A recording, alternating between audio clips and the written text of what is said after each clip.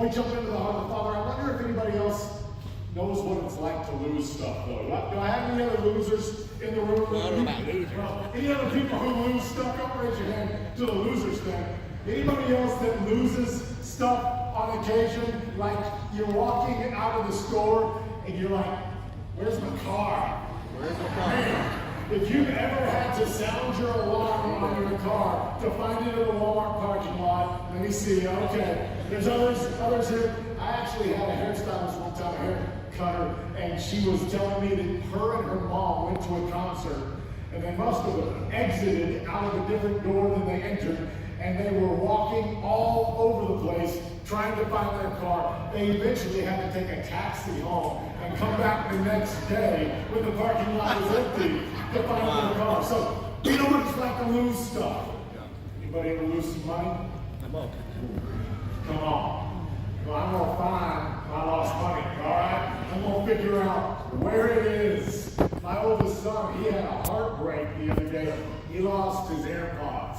Come on. AirPods are more than just music. They're like a status symbol or something. You become a different person when you got these things in, and he was not that person anymore. He had lost them.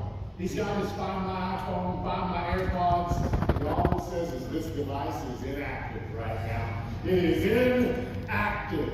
That's what happens when we lose things. We're not engaged anymore. You know what I hate? What I hate about losing stuff is having to buy it again. Yeah. Because man, it meant something to me. I invested. I knew the value. Now I just had to double the value on this thing. Come on. Come on.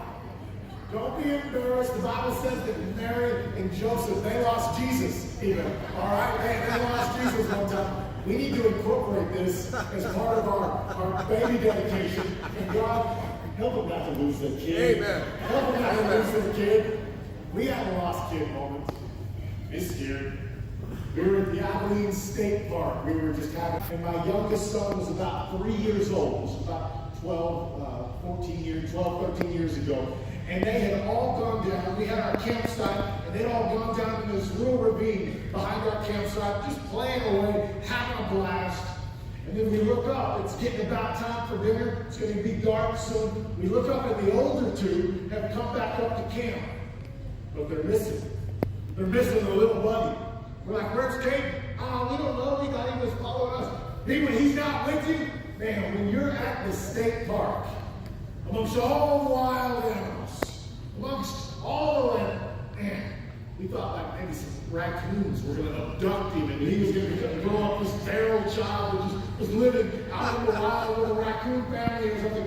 Now, when you lose your son and the sun is going down, it's a scary moment. I headed down into the ravine, and I could see that the path went in two different directions. He missed the path up, and I decided maybe he went left, and I took off running as fast as I could, calling my son's name, Caden! Caden! And I'm stopping to listen every once in a while as well, just running until I figure I've run as far as his legs could take it. He must have gone the other way. So I head the other way, running as fast as I can through briars, through bushes. I'm not caring what's in my way. I just know that I need to find my boy. Yeah. And I come around the corner. There he is, sitting on a log. And I run up to him and I scoop him up into my arms. Oh my goodness, son!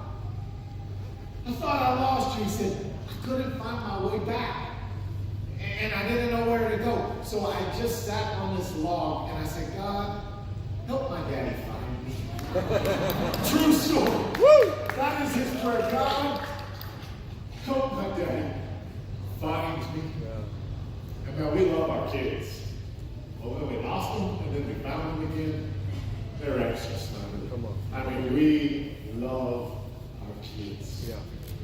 Jesus is going to use a story of lost things to talk about the heart of the Father. We're in Luke chapter 15, and to set up the story, what you've got to understand is what was happening around him. It says in Luke 15, verse 1, now the tax collectors and the sinners, they were gathering around to hear Jesus. collectors, sinners. They're gathering around Jesus. This is an awesome moment. The lost are being found. But the Pharisees and the teachers of the law, the religious leaders of the day, they muttered, "This man welcomes sinners to eat with him." Then Jesus told them a story. He said, "Hey guys," talking to the religious leaders. He said, "Hey guys, what if one of you lost a sheep? What if one of you had 100 sheep and you lost one? Wouldn't you leave the 99 and go track down that one sheep until you found it?" These religious leaders, come on, haven't you ever lost something precious to you? You ever lost a sheep? How about this? He says, "Hey guys, did your wife ever lose one of your paychecks? Did your wife ever lose a $100 bill? That girl went crazy until she found it. She cleaned the whole house until she found that, didn't she?" You see, Jesus is connecting their hearts. He's connected with them over lost possessions. He's going to bring the story home. He's going to tell the story of a son. We've got to understand what this son does. The Bible says essentially this son slaps his father in the face. Says, "You're as good as dead to me. I want my inheritance now." This son brought public shame to his family, and this son, after doing all of that, ended up a miserable failure. I just heard these stories: lost sheep, lost coin, failure of a son. And all of a sudden, these Pharisees are having this internal argument. Yeah, we chased down a sheep. Yeah, we looked forever to find lost money. This son was just distracted. Maybe he's just getting what he deserves. Maybe he's just getting what he deserves. Because, you see, in the heart of these Pharisees, lost things are more important than lost people. We'll say that again. Come on. Sometimes in our hearts, lost things become more important than lost people. So Jesus is going to continue this story. He's going to reveal to us Daddy's heart. He says, there was a man. He had 2 sons. The younger one said to him, "Father, give me my share of the estate." So Daddy divided the property between his 2 sons. And not long after that, the younger son got together all he had and set out for a distant country. Look at this next phrase. And there he squandered his wealth in wild living. There he squandered his wealth in wild living. The Bible, the literal translation of this is he scattered his money to the wind until it was too far gone. He scattered his money to the wind until it reached the point of no return. Until he couldn't get it back. If you're a Star Trek fan in the room, maybe an understanding that you might have is essentially the sun went out and engaged in wild living until he reached, the scientific word would be the event horizon. The event horizon. You see, the event horizon is that point in a black hole where you danced so close, you came so close that you got caught in the gravitational pull. And once you get caught in that gravitational pull, there is no going back. There is no getting out of its grip. In fact, science will teach us that a black hole is so strong that light waves that cross the event horizon, they are not able to escape the gravitational force of a black hole. It even draws in light and turns it into darkness. And this is the picture. He went too far. He danced too close to the edge. And he got caught in the grip of something too strong to ever get free of. This is the word that Jesus is using. He's gone too far. Everybody say say too far? Too far. He's gone too far. And that's what makes this next verse so absolutely incredible. Verse 17. Verse 17 is going to tell us when he came to his senses. I love the way the King James says it. When he returned to his right mind. When he returned to his right mind, he said, how many of my father's hired servants? They have food to spare. Here I am starving again. I'm going back. I'm going back to my father. And I'm going to say to him, Daddy, I've sinned. I've sinned against heaven and against you. I'm no longer worthy to be called your son. Would you just make me a slave in your house? So he got up. Listen. And he went to his father. And there was a collective gasp in the audience. The religious leaders are like, no, he can't. No, you just said he was too far gone. He can't return home. He's already in the grip of something more powerful than him. He's crossed the point of no return. You see, these religious leaders, they understood something that we might not grab hold of because we don't live in the first century Jewish context. They understood what his consequences were. There's an Old Testament. It's actually in the civil law. It's not in the Bible. It's in the civil law called the Talmud. There's a ritual that when a son brings shame upon his family, you would enact the ritual of Kezaza. Kezaza. Kezaza. Kezaza would be engaged. You see, when I read this story from a southern viewpoint, I kind of picture it almost plantation style. I almost picture everything happening on this huge estate of this wealthy landowner, and the son comes to the father on the front porch, and they have a private conversation. The son says, Dad, I just want all my money. I want it now. I'm leaving. I picture a broken-hearted father, but it just was all very private. And that's not the way this story unfolded. See, in the first century, farmers, they had their farmland, but you didn't build your house on your farmland. That would be wasting good space. And so your land was out in the country, and then everybody would return to the community village to live. Generation after generation had lived here. All of your cousins would be around, your grandparents, your great uncles. Life was lived in this circle of community. And so when this son said to his father, you're dead to me, and I'm leaving, it wasn't a private moment. It happened in front of everybody. Everybody was aware of the way he had disgraced his dad, of the way that he had squandered everything and just left. Now he's going to dare show his face.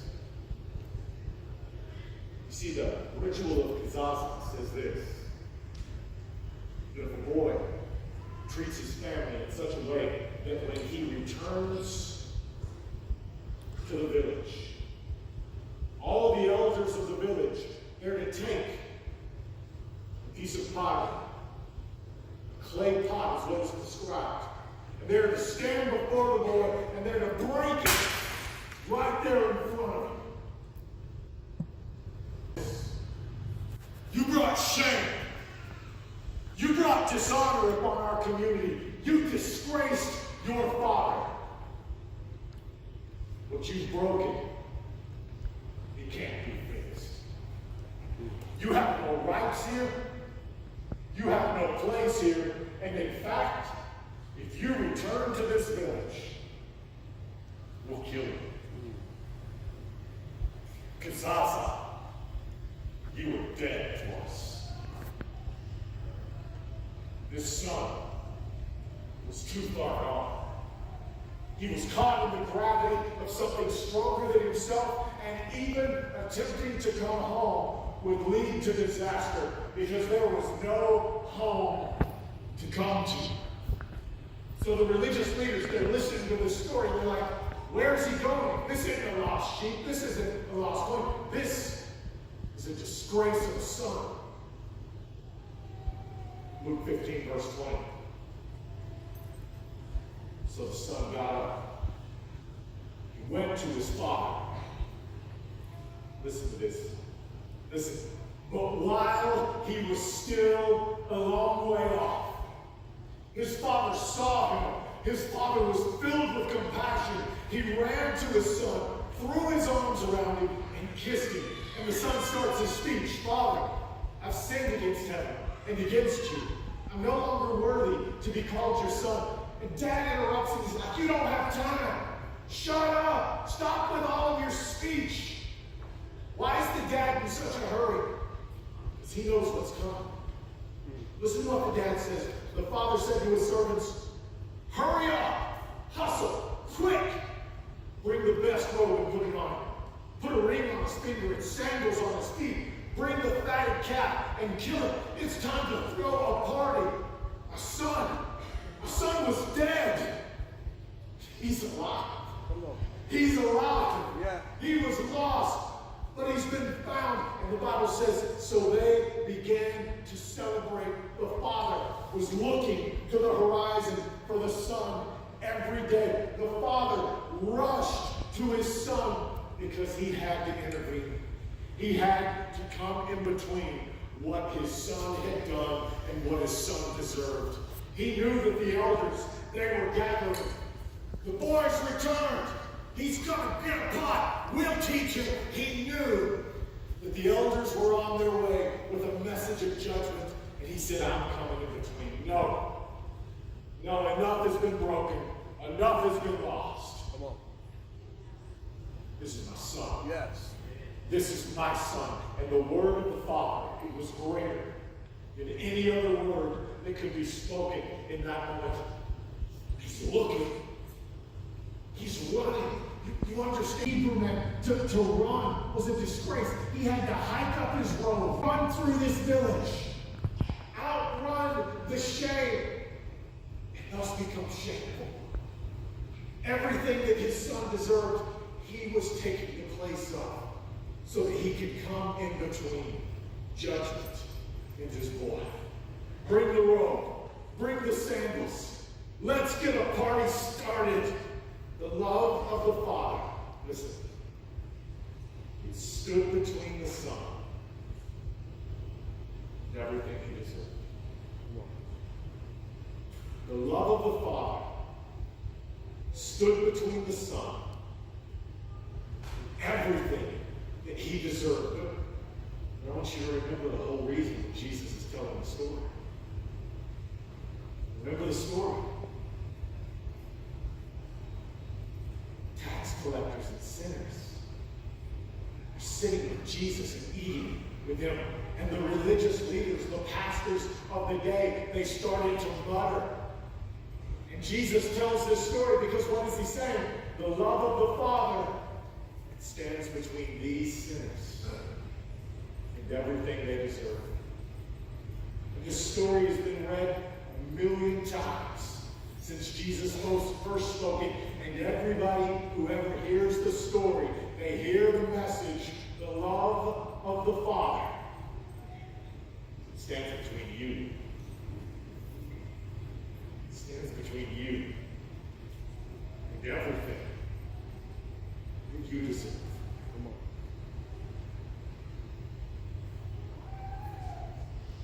The Father threw himself into the middle of the story. He said, my son is not getting cut out of my life. My daughter is not getting cut off from my love. There is a place for her. Come on. Friends, what we see is compassion instead of judgment.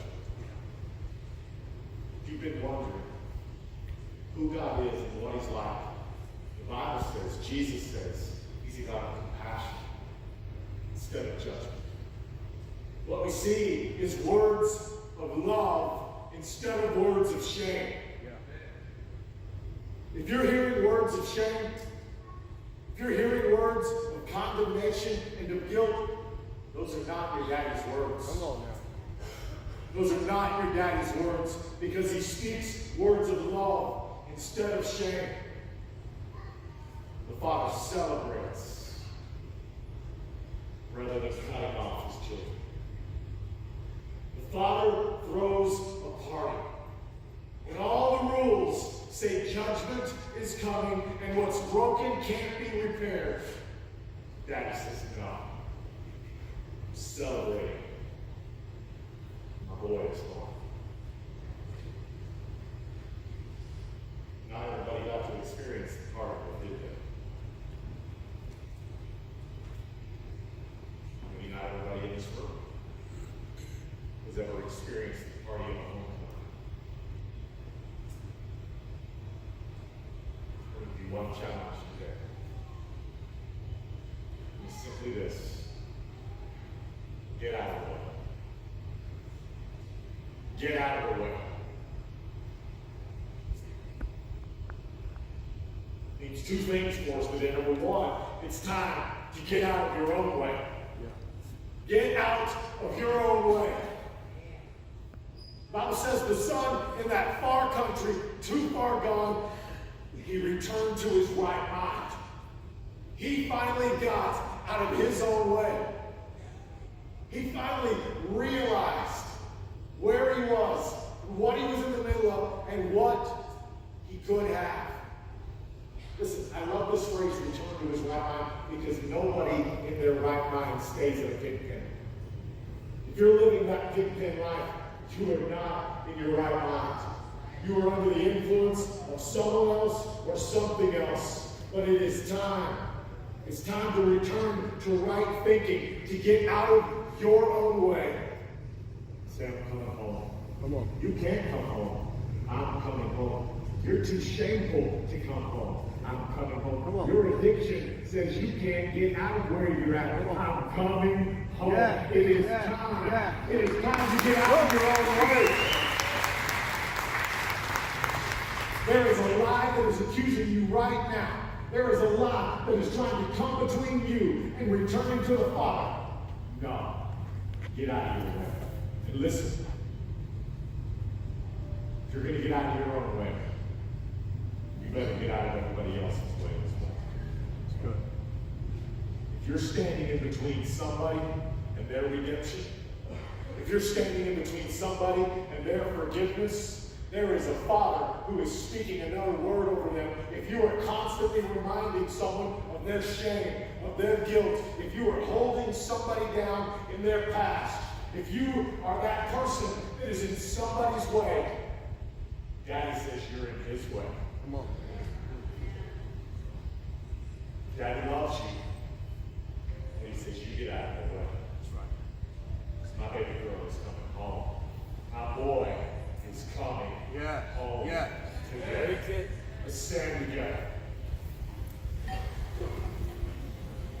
I just want to give you an opportunity.